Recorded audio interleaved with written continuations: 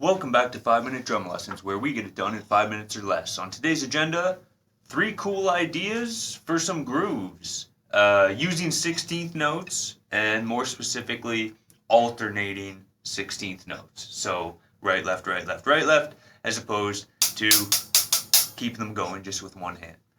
So this is all based on the alternating 16th note hi-hat groove, which sounds like this.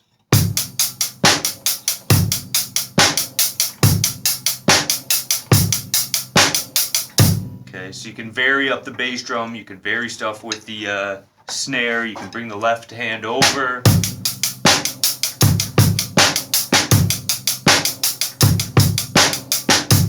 But we'll look more at that later, but we've definitely already covered this. Just a basic 1 and 3 on the bass drum, 2 and 4 on the snare, with alternating 16ths on the hi-hat. And that's a great style of groove. And we're going to look today at some things that we can do with that idea around the kit and kind of get some more mileage out of that idea. I love that idea of getting mileage out of what you've learned. So if you've learned a pattern, or you've got an idea, or you learned an idea, to sort of be able to do a bunch of different things with it, rather than just thinking of it as, I learned this, and then that's the one thing I know how to do. We want to try to get some mileage out of the work we're doing.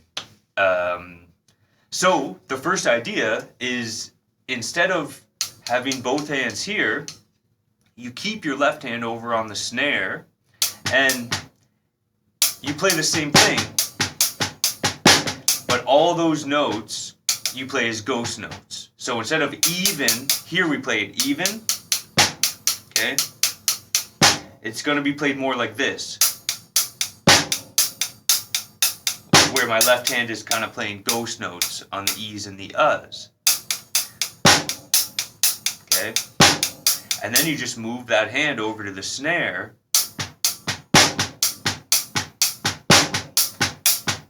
Okay? And you get this kind of funky sounding thing where you have 8th notes on the hi-hat and these cool ghost notes over here. And then when you bring the bass drum in on the 1 and the 3, it sounds like this.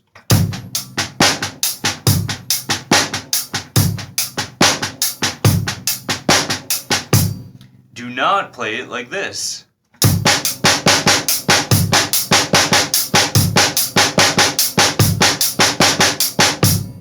You really lose the sense of groove that way. It's important when you're playing a lot of notes on the snare, you have to have some ghost notes in there, and keep your ghost notes quiet.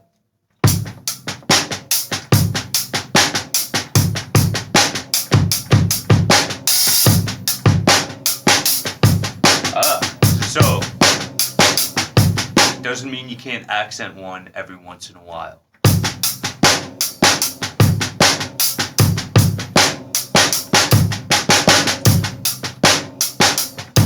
Right? But it all starts here.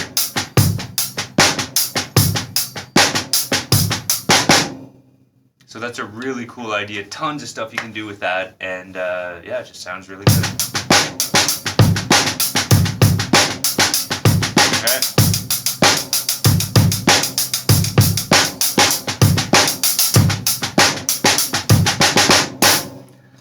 So that's idea 1. Idea 2 is take this idea.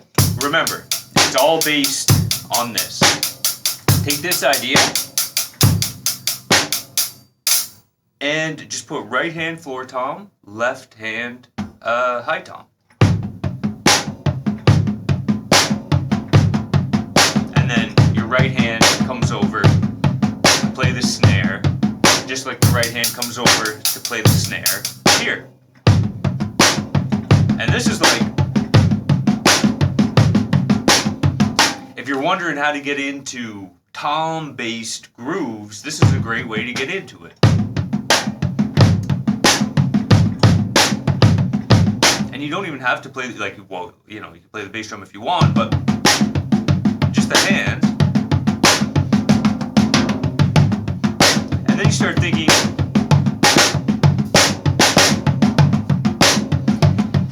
start thinking about combining like this is your basic pattern, this is your beat, and then you can combine fills in there. And when you have a mixture of that pattern and fills, it can sound really, really cool. And even, it just sounds cool on its own too. And you can do whatever you want for a bass drum pattern, but the idea is right hand here, left hand here, alternating sixteenths with a backbeat, and the backbeat's just 2 and 4 on the snare. And tons of stuff you can do with that. So you can get a lot of mileage there too, and you've got some tom grooves. So we've got a funky thing, we got some tom grooves. And the last thing I'd like to do is, I'm going to use this thing on the cymbal for that. And these things, I went to the store the other day, they were $44.99 for a pair of these. $45 plus tax. And for those of you that have tried them out, well, first of all, they're great. They're sweet. I really like them. Low volume playing for practice purposes. I love these things. But seriously, $45, that's $50. Yeah, that's getting up there. And for those of you that have played them before, they break fairly easily because it's a whole bunch of little pieces of wood tied together. And they're really cool to use, and I love them, but they break very easily. And to go in there and pay drop $50 on them, I mean, you want to talk about inflation? I don't know. But anyway, they're cool, but yeesh. Okay, so the last idea is, again, based on this, but now we're going to do right hand on the cymbal, left hand on the hi-hat, okay? And then we go, okay,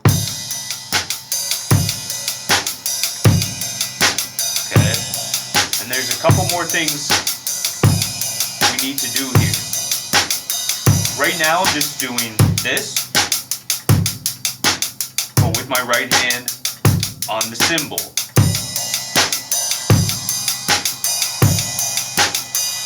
And also I should mention that I would probably normally do this on the ride, not on the crash. I'm just demonstrating it here so you can see, and because that's just what I had set up, so that's how I'm demonstrating it. But yeah, normally on the ride. So the other thing you could do,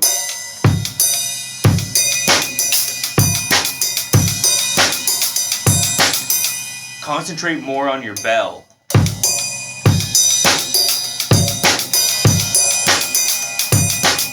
So you get a shorter sound and it kind of pops a little more. You can still play here. Okay, I'm getting a little carried away here. So we stay on the bell, slower.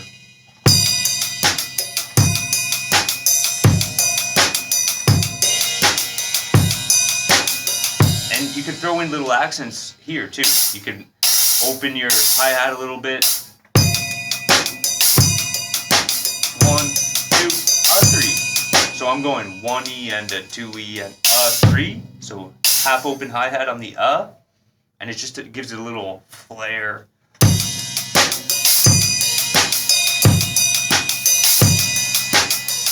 And you can hit, the more you hit the bell on the ands, on the off beats, the more it's going to kind of bounce a little. So you can kind of,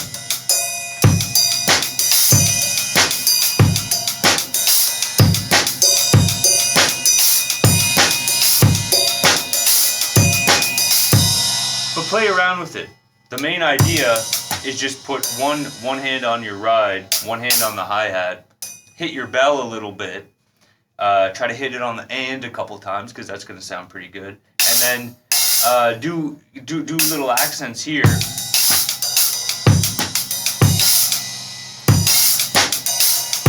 Yeah, I would start with the 1E and 1E and a 2E and a 3E and a 4E and a 1E and a 2E and a 3. Anyway, you can play with it. I'm sure you can come up with some of your own ideas, but the main thing is this: start with this, and then put the right hand here, and then start seeing where you can go with it by adding accents either on the bell with the right hand or doing half open stuff with the left hand.